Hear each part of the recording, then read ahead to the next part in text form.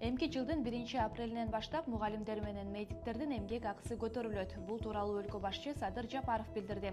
Анын айтымында азыр өлкө боюнча 93 миңден ашык мугалим эмгектенүүдө. Алардын ичинен 87 миңден көбү мамлекеттик мектептерде иштешет. Албетте, мугалим жетишпеген учурлар бар, себеби эмгек акынын аздыгы. Бирок бул көйгөй акыркы жылдары кыйла азайды. Маселен, мага берген маалымат боюнча быйылкы окуу жылдын башында мугалимдердин жетишпестиги 947-ни түздү. Мурдагыдай 2,5 миң эмес. Бул биздин системалуу иш-аракеттердин жыйынтыгы. Мугалимдин жетишсиздик маселеси чечилет. Жогорку окуу жай министрлигине тапшырма бердим.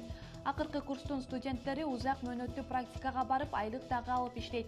Мугалимдин депозитин узак мөөнөттүү ипотекага айландырабыз. Диплому бар, иш таппай жүргөндөрдү кыска мөөнөттө кайра окутуп, кошумча акы төлөгөн ыктыярчыларды да тартабыз, деди өлкө башчы.